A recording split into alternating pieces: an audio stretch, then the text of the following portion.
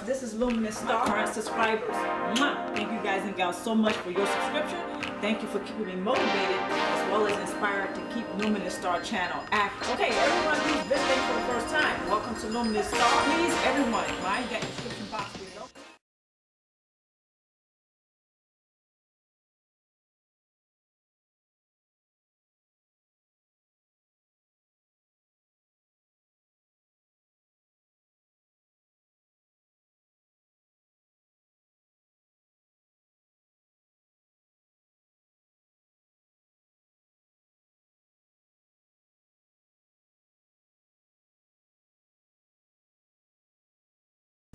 Possibly due to being groomed by narcissists and or cluster personality types as a child, one may behave codependently.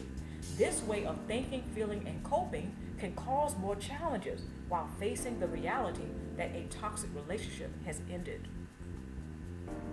Codependency tends to encourage an individual to cope, think, and perceive life in a very negative way. The symptoms of codependency tends to appeal to narcissists and those with a cluster personality due to his or her preference to invest in dysfunctional relationships with others. So some people who behave codependently, they unknowingly give off signals that alert the narcissist and a cluster personality that he or she is primed for source supply. In other words, they can be used to be a source supplier. So codependency does encourage a person to cope, think, and perceive life in a negative way. So this can influence him or her to unknowingly give off signals that narcissists find appealing. By complying to the dysfunctional relationship, those who may be contemplating no contact from a narcissist may feel some guilt for doing so. This is another thing that's very common. Those who go no contact, they may feel a little guilt because they have a strong sense of obligation to the narcissist or cluster personality. But they also may feel a sense of loyalty to the narcissist and cluster personality. Now that might sound a little frightening to some people, but just think about, or at least factor in, that there's a history of the dysfunctional relationship with the narcissist and a cluster personality. Human beings tend to want the connection, and we tend to gravitate towards what's familiar, even if it's dysfunctional. There may be a strong sense of obligation to the narcissist and or cluster personality for several reasons. He or she may continue to feel as if they owe the narcissist and or cluster personality when actually they do not owe them any more narcissistic supply. Those who behave codependently may have a hard time realizing that they never owed the narcissist and or cluster personality at all. Unfortunately, for some, he or she has experienced adverse effects due to dysfunctional relationship with narcissists and or those with the cluster personality. Waiting for apologies, validation, and explanations for the narcissist's behavior is a sign that one is still idealizing the unhealthy relationship and possibly the narcissist. Next point. Narcissists tend to seek out for opportunities to insult, reject, and character assassinate others for sport and a strong sense of control. Those who are choosing to go low contact instead of no contact may be gradually moving to go eventually no contact. However, continuing to invest in unhealthy relationships with narcissists is never a good idea, especially while seeking to obtain closure. So narcissists, they're always on the prowl for not only source supply, but to reject and insult and character assassinate others. This gives them a strong sense of control, and it also keeps their false self-image fed. Okay, it keeps their false self-image intact. So those of us who are in unhealthy relationships with him or her, it's probably not a good idea, especially when we're talking about going no contact and we are talking about thriving forward. It's not a good idea to keep in contact with him or her. Some people, when they say going no contact, what they really mean is low contact. They still call. They still visit the narcissist. They still have some contact with the narcissist. So really, they were thinking of going no contact, but what actually ended up happening is that he or she still has some type of relationship with the narcissist. In other words, they're still contacting them by social media. They're still accepting or making the calls to him or her. They're still over their house or they have them visit them. So that's low contact. That's no contact. So when a person is thinking about no contact, it's just a good idea to make it absolutely no contact instead of low contact. Let's move forward. Attempting to thrive forward and commit to the healing process can become more challenging if one should decide to weather the storms of shenanigans and tactics of the narcissist for source supply, a sense of control and domination in the unhealthy relationship.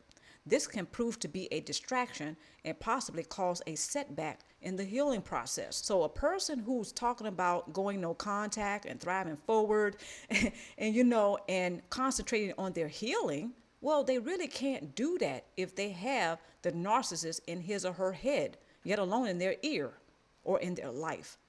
They can't do this because the narcissist will blow holes all in their support system. The narcissist is not a good support base. The narcissist will make sure that that person suffers setbacks. So anyone who is contemplating going no contact, first of all, make sure it is absolutely no contact. Okay, just a suggestion. Also, a person who is thinking about their own healing process, it's a good idea to spend as little time as possible contemplating whether or not you want to continue to have a relationship with the narcissist or not. See, a lot of people, they go back and forth in their minds and in their hearts too, whether or not it's a good idea to go no contact from the narcissist. A person who is committing to his or her own healing, it is just no question. It's not a hard decision to make at all because he or she knows that they are better off to committing to their own healing and to continue to thrive forward without the narcissist. So when a person is attempting to thrive forward and commit to their own healing process, one sign that you know he or she is doing that is that he or she has gone no contact. I'm not telling you what to do. I'm just suggesting that if you are committed to your own healing process, it's probably not going to be much of a question for you whether or not it's a good idea to continue to have a relationship with the narcissist or not. Next point. A support base is to be designed to help one to continue to thrive forward, learn how to have healthy relationships, and live a fulfilling life as much as one is able to do. The narcissist is not a great support base because he or she will not stop with the tactics for source supply. The shenanigans will not stop just because the source supply decides to invest in a support base. Leaving the unhealthy relationship behind will not be easy. However, it may be something to seriously consider due to how damaging the dysfunctional relationship can be on a person. Continuing to expect validation, explanation, and or apologies from the narcissist is a sign of holding on to idealizing him or her. The poor quality of the relationship is overlooked as well. One must be willing to face the reality of the poor quality of the relationship along with the fact that the narcissist's behavior is unacceptable and toxic. Next point. By discontinuing to idealize the narcissist and the relationship can be a great start to obtaining closure without the cooperation of the narcissist.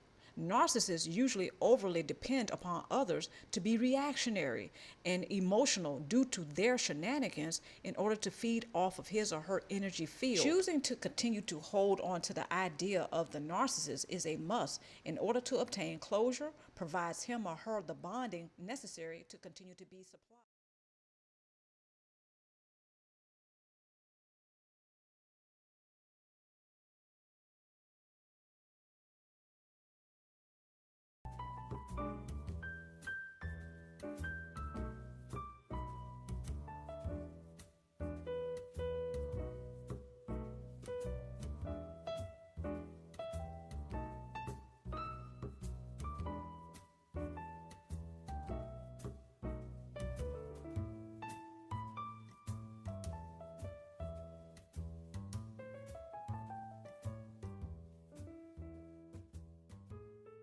childhood trauma is, the result of facing high adversity as a child, such as narcissistic abuse. One of the things that happens is that when this person goes to a counselor or a therapist or a life coach, one of the things that is, this is a snag that a lot of us hit, or a brick wall that a lot of us hit, and that is the trust issue. Okay, now I know some of you might be saying, okay, a lot of people have trust issues. No. People who have the background in childhood trauma, especially when it comes to narcissistic abuse, yeah, it's a little bit deeper than that. Because even people who prove to be trustworthy, sometimes they are not even trust, such as the life coach, such as the counselor, such as the mentor. These people probably over a course of 5 to 10 years have proven to be trustworthy to the person who has childhood trauma. But no, to no avail. That person is not going to be trusted very much, even after 5 to 10 years. There are some who have childhood trauma, and it's a little bit deeper. The trust issue just is a little bit deeper, because the narcissist or cluster B personality or the parent who was mistreating that person, right? What has happened is that during the grooming process, that person has been taught to think and feel a particular way, to perceive a particular way, not only themselves, but other people. They have been groomed to fear healthy relationships. So anyone who is trustworthy, anyone who has proven to be trustworthy, and what could be talked about 5 years or more, right? And this person has been consistent with being trustworthy. However, the person who has a background with childhood trauma, and they may have narcissistic parents, well, again, the trust issue goes a lot deeper. I also wanted to point this out because there's a lot of us that don't realize how common this is among the group who has parents who are narcissists or cluster B personalities.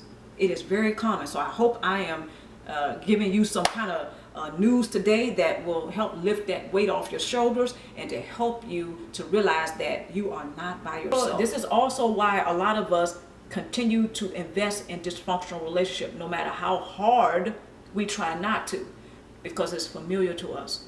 The grooming process from the narcissistic parents is only trust me, even though I'm not trustworthy. Trust me, and don't, push other people away who really love you, who really care about you, because they're not me. This is what the narcissistic parent says through their actions to the child. And the child internalizes that. They pick that up.